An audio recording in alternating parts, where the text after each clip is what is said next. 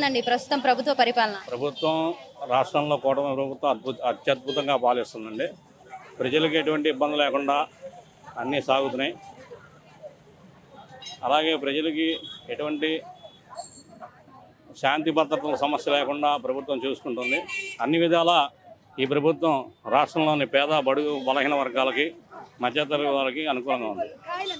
ఎందుకని అంటే గత ప్రభుత్వాలు ఇలా లేవా? గత ప్రభుత్వం మనం చూసాం కదండి, గొడ్డలి పాలన, అక్క చెల్లి అని నెత్తి మీద పెట్టి అందరినీ పేద ప్రజలందరినీ నట్టెట్ట ముంచి భూగర్భంలోకి నెట్టేసిన ఘనత గత పాలకులది. మరి ఇక్కడ కూడా నరుక్కోవడాలు చంపుకోవడాలు చాలా చోట్ల జరుగుతున్నాయి కదండి. ఉన్నాయండి రాష్ట్రంలో, చూపిండి ఎక్కువ ఉన్నాయి ఈ కాలంలో. గత ప్రభుత్వంలో పాలకులు చేయడం వల్లే గతం చేశారు కాబట్టి అది చేస్తున్నారు, అంతే తప్ప వేరేదేం లేదు. వాళ్ళు చేశారని మనం చేయడం కరెక్ట్? సారీ, వాళ్ళు చేయడం కాదు కదండి, మరి వాళ్ళు చేసిన అకృత్యాలు, ఉదాహరణకి మహిళల్ని ఎంత అవమానపరిచారు. డాక్టర్ వైజాగ్లో ఉన్న డాక్టర్ గారిని మానసికంగా క్షోభించి ఆత్మహత్యకు పాల్పడిన ఘనత గత ప్రభుత్వం. అంతేకాకుండా ఇప్పుడు రాజధాని అమరావతి రాజధానిగా చేయడం జరిగింది, దాన్ని ఎలా చూడవచ్చు? అమరావతి రాజధాని చట్టబద్ధ రావడంలో ఈ కూటమి ప్రభుత్వం మరియు కేంద్ర ప్రభుత్వం అత్యద్భుతంగా ప్రదర్శించి రాష్ట్రంలో గతంలో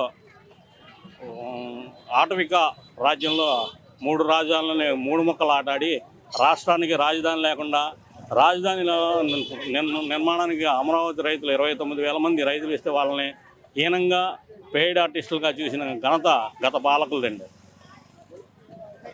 ఇప్పుడు రాజధాని అయిందండి, మరి వైజాగ్లో ప్యాలెస్ కట్టారు మాజీ సీఎం. మరి ఆ ప్యాలెస్ కానీ ఇప్పుడు అదైతే డెవలప్ అయిన ఏరియా అని చెప్పేసి అదే రాజధాని అయితే బాగుంటుంది అని చెప్పేసి కూడా అన్నారు. మరి ఇప్పుడు ఇంకా ఇక్కడ డెవలప్మెంట్ ఏం లేదు, మరి ఇది రాజధాని అయితే కనుక జనాలు ఇబ్బంది పడతారని చెప్పేసి కూడా అంటారు.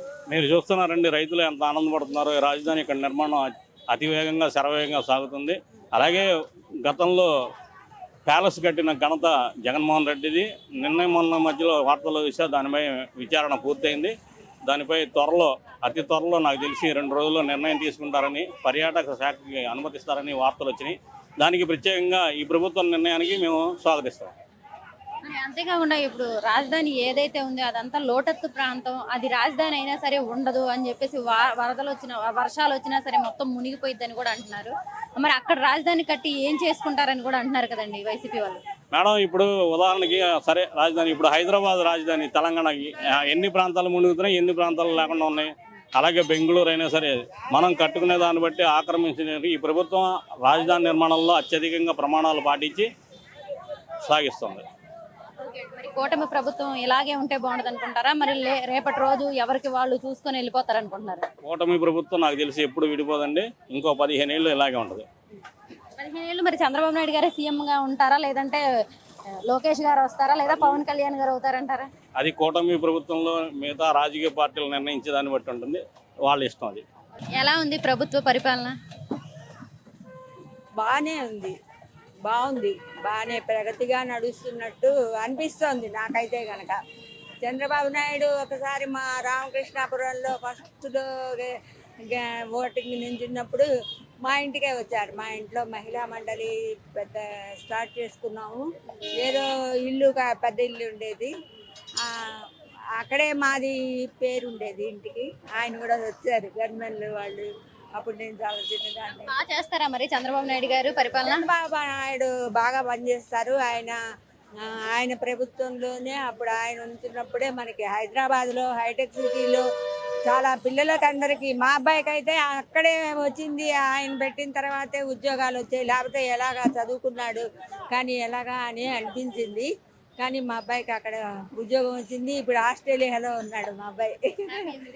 హ్యాపీ. మరి మనకి ఇంతకు ముందు 3 రాజధానులు అన్నారు, ఇప్పుడు అమరావతి రాజధాని అయిపోయింది. దాని మీకు ఎలా అనిపిస్తుంది? చాలా సంతోషం వ్యక్తం చేస్తున్నాను. ఎలా ఉంది ప్రస్తుతం ప్రభుత్వ పరిపాలన? ఎలా ఉంది? 2 సంవత్సరాలు అవుతుంది, ఎలా అనిపిస్తుంది? ప్రభుత్వ పరిపాలన అంటే చాలా బాగుందండి. ఇప్పుడు చాలామంది కూడా ఏంటంటే అన్నా క్యాంటీన్ మీద ఆధారపడిపోయి అందరూ అన్నా క్యాంటీన్కి వెళ్తున్నారు.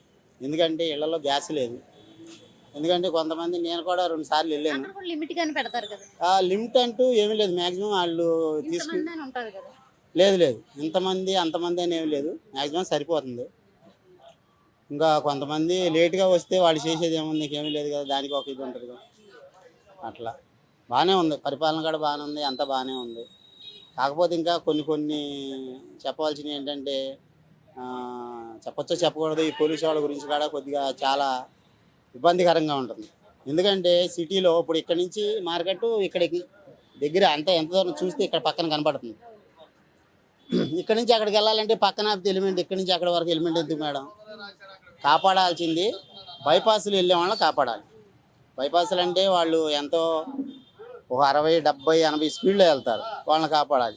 అంతేగాని హాఫ్ కిలోమీటర్కి వెళ్ళే వాళ్ళకి ఎలిమెంట్ అడగటం అంటే అది చాలా పద్ధతి కాదు. అది హెల్మెట్ అంటే ఎక్కడైనా అవసరం హెల్మెట్ అంటే అవసరమే మేడం, కాదని నేను అంటలా. అప్పుడు అర్జెంటుగా నేను ఇక్కడికి వెళ్ళాలి, ఇంత దూరంలో అంత కలిసి నేను 20 కూడా వెళ్ళలేను. ఇక్కడే పట్టుకుంటే డబ్బులు కట్ చేస్తున్నారు. ఇంకొకటి సామాన్యులకి ఇబ్బంది అయిపోతుంది. చాలా ఇబ్బంది అయిపోతుంది మేడం. ఇప్పుడు ఫైన్ వేస్తున్నారు, ఏదో చిన్న పని మీద ఇక్కడ ఆపినా సరే వాళ్ళు ఏం చెప్పారో మరి, ఎట్లా ఫోటోలు తీసుకోమన్నారు, ఏం చెప్పారో మనకైతే తెలియదు. కాకపోతే ఏంటంటే కొన్ని సూచనలు ఉన్నట్టుగా బండి కొనుక్కుంటున్నారు, ఏదో కొద్దిగా పెట్రోల్ డీజిల్ పోసుకుని తిరుగుతున్నారు. 300-500 రూపాయలు కట్టాలంటే చాలా ఇబ్బంది పడిపోతున్నారు.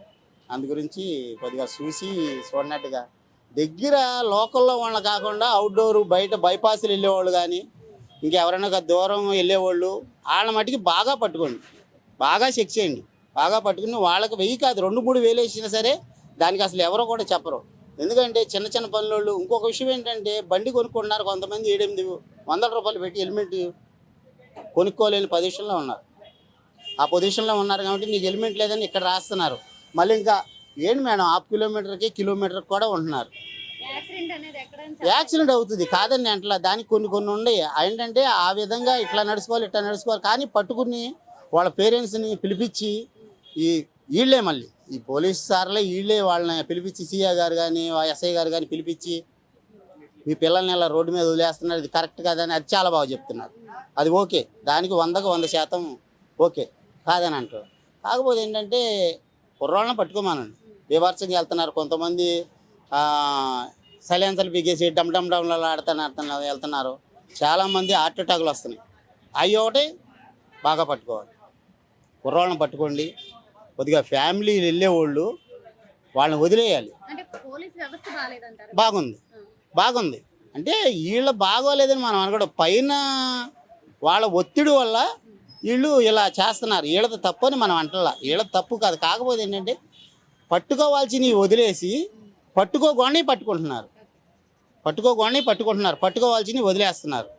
అవి కొద్దిగా చేసుకుంటే బాగుంటుంది.